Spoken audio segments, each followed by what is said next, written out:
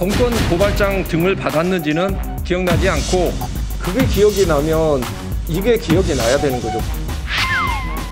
기억을 못하니까 지금 이렇게 이 자리에 나와서 지금 이야기를 하고 있는 거고.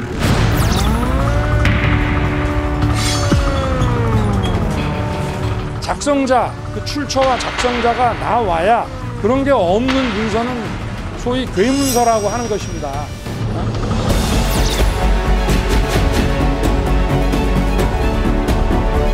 저 하나 그런 공작으로 제거하면 정권 창출이 그냥 됩니까? 제가 그렇게 무섭습니까?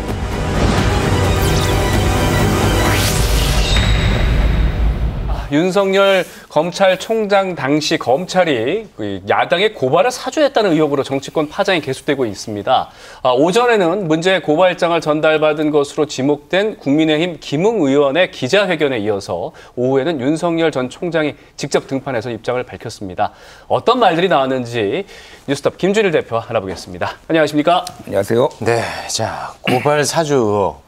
기사가 너무 넘쳐나고 있습니다. 마구 쏟아지고 있습니다. 이러다 보면 이게 무슨 사건이었는지 오히려 더 헷갈리거든요. 일단 한번 깔끔하게 정리를 하고 이야기를 이어가 보겠습니다. 지난해 4월 이제 총선 직전이었죠. 그래서 윤석열 검찰총장이 있었던 때고 그때 대검의 수사정보정책관 손모 검사가 여권 인사들과 언론인에 대한 고발장을 작성을 해가지고 이것을 김웅 당시 미래통합당 국회의원 후보자한테 전달을 했다라는 거예요. 네. 한마디로 얘기하면 검찰이 이 사람들 좀 고발 좀 해줘, 대신 고발 좀 해줘라고 야당한테 고발을 사주한 의혹인 거죠. 네.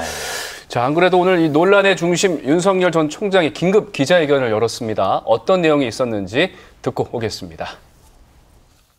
번번이 그 선거 때마다 이런 식의 그 공작과 선동을 가지고 이렇게 선거를 치르려고 해서 되겠냐 하는 정말 한심스러운 생각이 들어서 오늘 제가 여러분 앞에 섰습니다.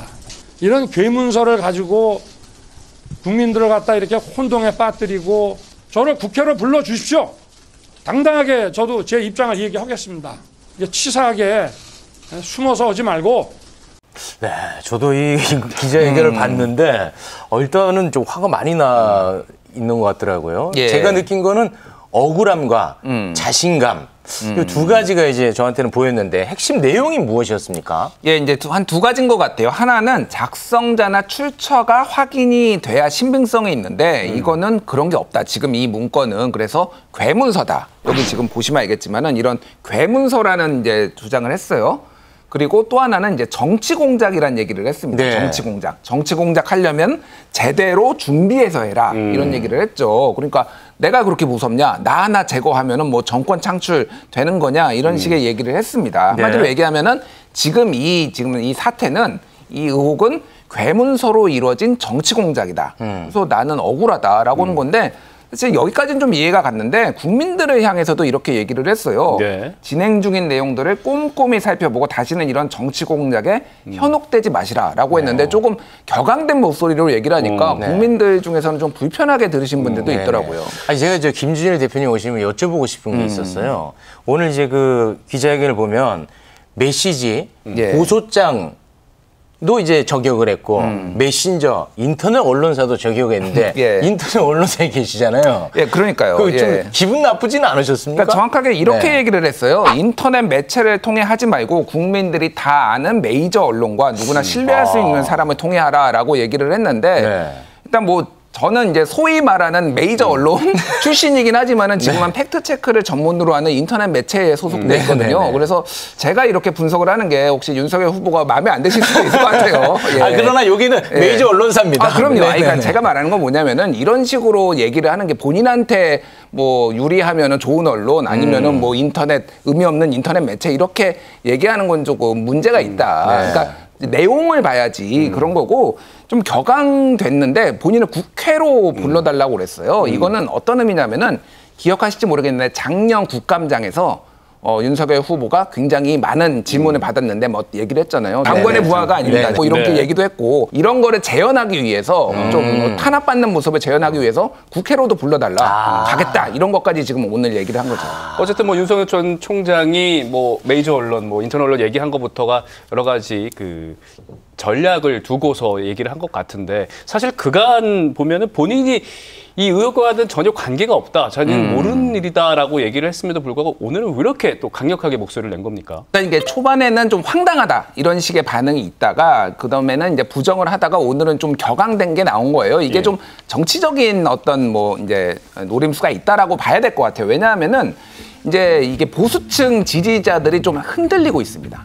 그러니까 이 부분에 있어서 윤석열 후보가 제대로 해명을 안 하는 게 혹시 이게 문제가 있는 거 아니야? 그런데 강력하게 메시지를 내므로 인해서 지지층을 결집을 하고 나는 문제가 없다라는 메시지를 내는 거고 있는 거고요. 근데 다만 이제 만약에 손준성 검사가 사실상 이제 전달을 한 것으로 거의 확정이 돼가는 그런 분위기거든요. 예. 윤석열 총장이 직접 개입하지 않았더라도 그러면은 부하 직원 관리 책임이 있는 거예요. 네. 그런 부분에 있어서는 사실은 어느 정도 뭐 유감이나 이런 게 있었어야 되는데 전혀 그런 게 안 보였다. 이런 건 좀 문제점이 될 수도 있죠. 근데 오늘 오전에 전달자로 지금 의심받고 있는 김웅 의원 그동안에 제 입장이 미묘하게 계속 바뀌어가지고 예. 오늘 기자회견에서 어떤 이야기를 할지 너무 궁금했는데 뭐 좀 의미 있는 내용이 나온 게 있습니까? 일단 그 전에는 오락가락 해명 요렇게 네. 이제 뭐 이름이 붙었죠. 오늘은 맹탕 기자회견 이렇게 이름이 붙었어요. 그래서 지금 쟁점은 두 가지였잖아요. 하나는 손준웅 검사한테 고발장을 받아가지고 아니 손준성입니다. 죄송합니다. 고발장을 받아서 당에 전달을 했는지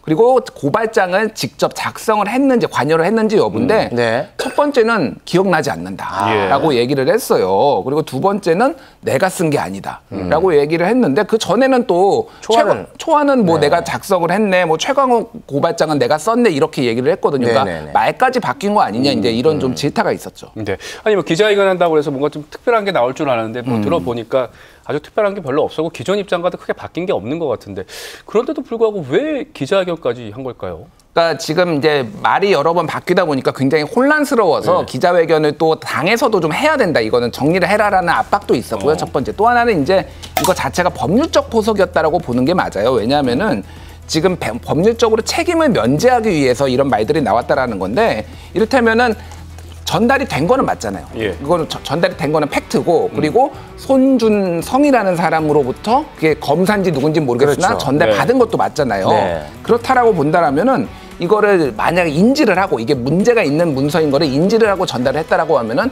법적 책임을 면하기 어렵다라고 하니까 뭔지 모르고 나는 기계적으로 받아서 기계적으로 전달했다.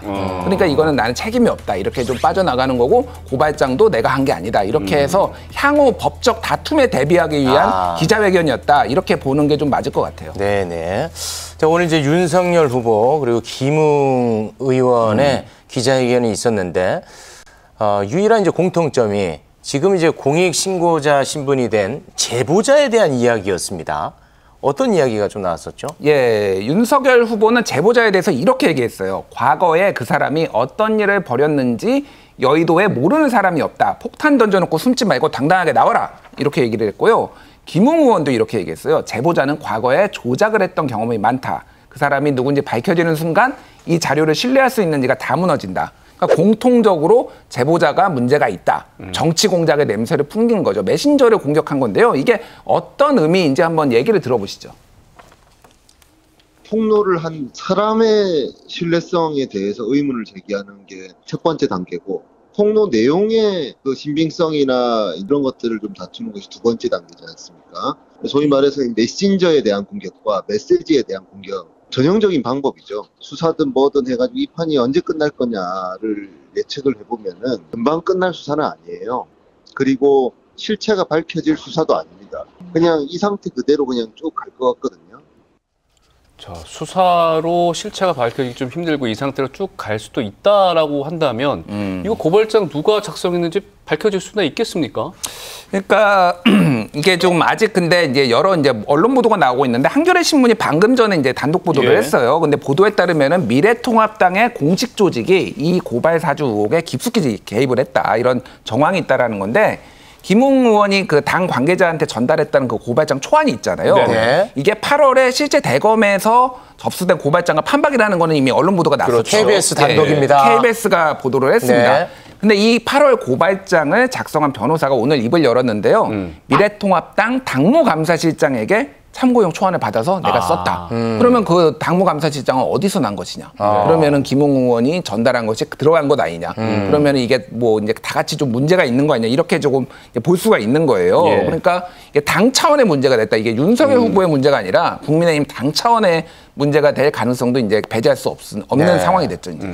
아니 근데 그 4월 8일에 전달받았던 그 고발장과 8월에 실제로 고발이 들어간 고발장과 거의 흡사하다는 거 아니겠습니까? 그러면은 그렇죠. 예. 이 고발장에 대해서 최소한 괴문서라고 하는 거는 너무 좀 나간 발언 아닙니까? 그러니까 오늘 그래서 기자회견이 그래서 맹탕이다라고 얘기가 나오는 게 사실은 궁금해하는 것에 대해서 좀 명확하게 얘기가 안 나왔어요. 그러니까 이거는 좀 정치적인 의도가 있었던 기자회견이다 이렇게 볼 수밖에 없는 거죠. 네. Stay